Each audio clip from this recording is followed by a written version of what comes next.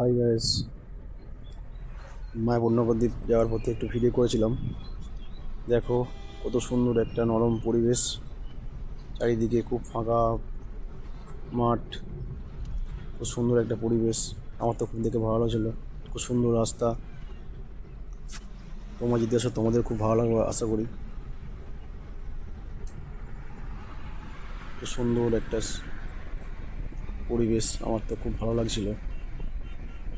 তোমরা এই জায়গায় দেখি ঘুরতে আসো, খুব ভালো লাগবে।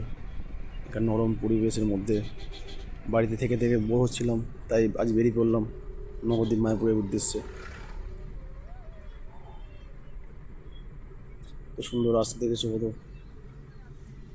আর আরেকটা কথা বন্ধুরা, এই রাস্তায় একটু মাঝে মাঝে বাম্পার আছে, তোমরা দেখে শুনে গাড়ি চালাবে। গাড়ি একটু দেখে শুনে চালাবে, রাস্তায় খুব গাড়ির চাপ আছে আর বাম্পারও আছে।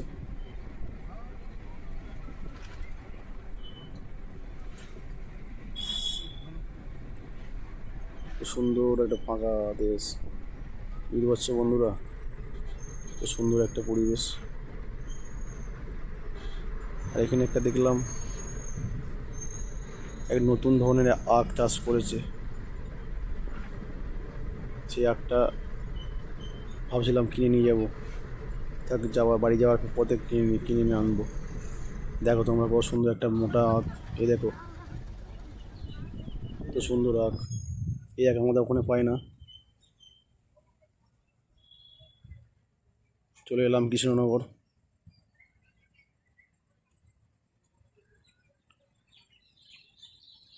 তো সুন্দর রাস্তা একটা দেখো।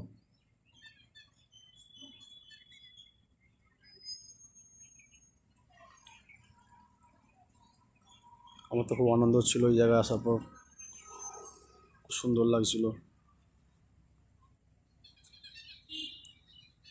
নবদ্বীপ এসে গেলাম, নবদ্বীপ থেকে এবার মায়াপুর উদ্দেশ্যে যাচ্ছি। এই নবদ্বীপের গঙ্গা পেরোলাম।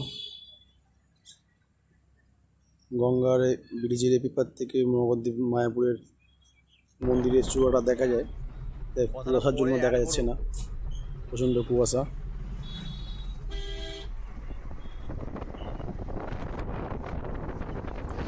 অনেকক্ষণ গাড়ি চালালাম, ভাবছিলাম একটু চাটা খেলে খুব ভালো হয়। এবার একটু চা টিফিন করবো।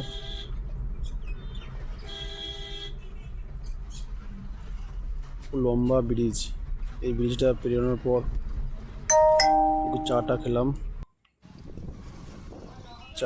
চা খেয়ে এবার মায়াপুরের মন্দিরের উদ্দেশ্যে বেরিয়ে যাব। চা বিস্কুট খেয়ে বেরোলাম মায়াপুর মন্দির। দেখো বন্ধুরা, এই মন্দির দূর থেকেও সুন্দর লাগছে মন্দিরটা, সামনের দেখেও আরো সুন্দর লাগবে।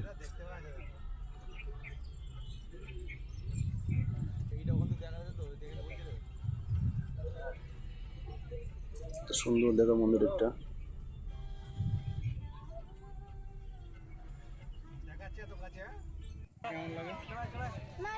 মন্দিরের ভিতরে দেখো কত সুন্দর পরিণাম হচ্ছে, কত মানুষ নাচ গানা করছে, কত সুন্দর পরিবেশ দেখো ভিতরে। সুন্দর পরিবেশ, মনটা শান্তি হয়ে গেল। বন্ধুরা অনেকক্ষণ ঘোরা হলে এবার প্রসাদের উদ্দেশ্যে লাইন দিলাম।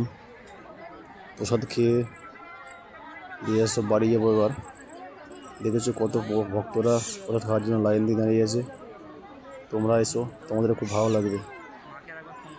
ধন্যবাদ।